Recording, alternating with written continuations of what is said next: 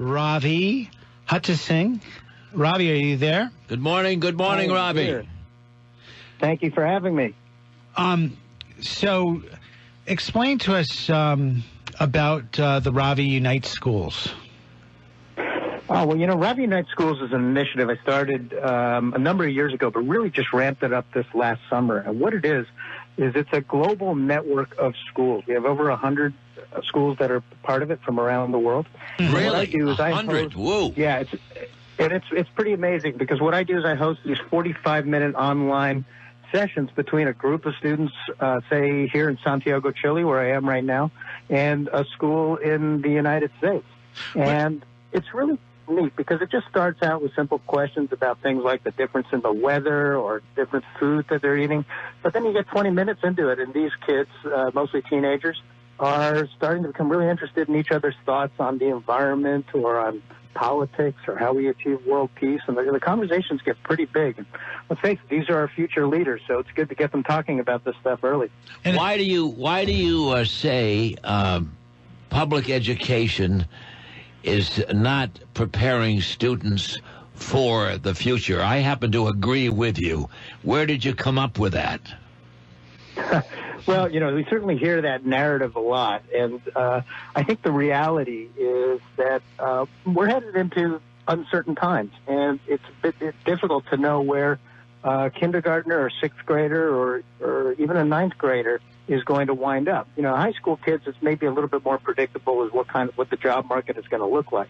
But, PricewaterhouseCoopers is telling us that 38% of jobs are going to be automated in the next 10 years by 2030. And that means that we're going to have a major shift. And they're saying that tech skills, for example, have a half-life of only 4 years. So, we've got to be careful and make sure that in our public education system that we are teaching our students a wide range of interests. We've got to keep arts classes in there. We've got to keep physical education in there. We've got to give them all the different tools possible so that they can pivot throughout their lifetimes. The Harvard Medical director of the Lab on Aging at Harvard Medical School says that the first person to live to 150 has already been born.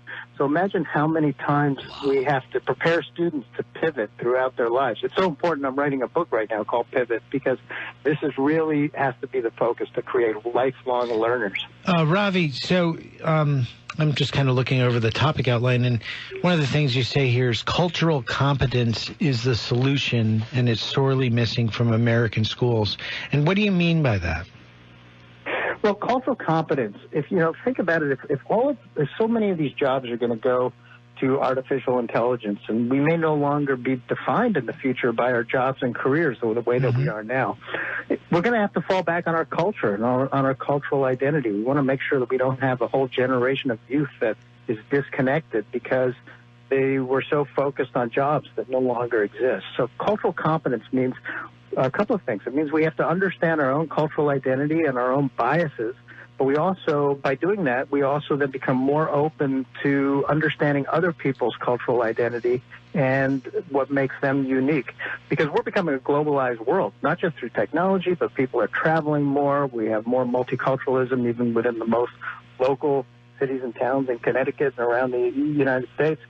So it's really important that our students learn to become culturally interested and curious about other people as we enter into an age where jobs and careers may no longer be the most important thing. Maybe getting along with each other and solving global problems is going to become the most important criteria for our students in the future. What about America? Good old America. Is America's education system broken? Or, yeah, so, or is it something else?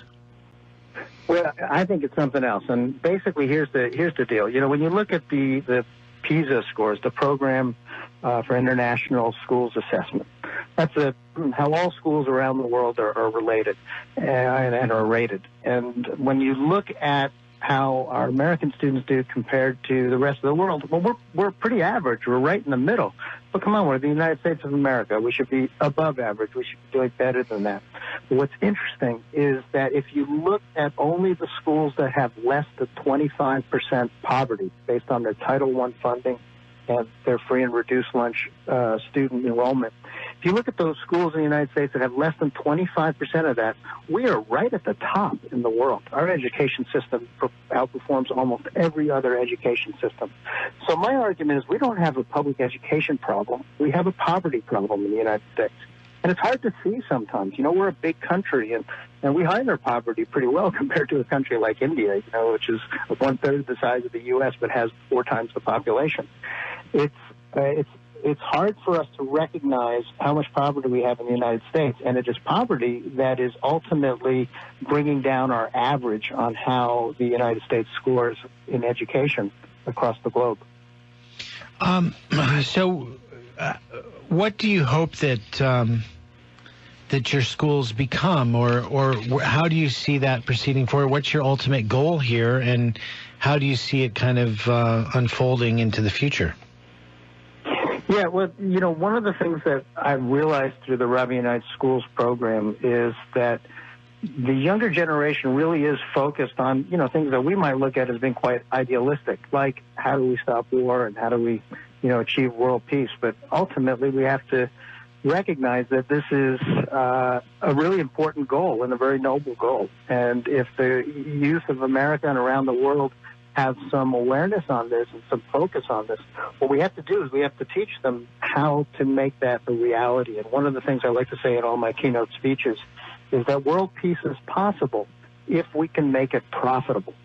Profit drives everything, right? So Sure. I want these kids to start thinking about entrepreneurial ideas that can promote peace, because, you know, when we look at how much money goes into defense and we look at a lot of incentives, there are a lot of financial incentives to actually have war. You know, I operate on the principle that if we can make peace profitable, there's no reason why we can't achieve it. And so that's really what I want to focus on, and what I focus on as a keynote speaker in my book and the Ravi United School Exchange, and even a lot of the blogs on my website, raviunites.com, talks about how we can instill a culture of lifelong learning that focuses on how we become a productive society when we are no longer defined by our careers and jobs. Ravi, thank you so much for joining us today. We're coming up against a break here, but you gave out your website address, and it sounds like you have some really good goals here for reaching out to youth around the world. And please keep up the good work, and we'll talk to you again in the future, okay? Thank you.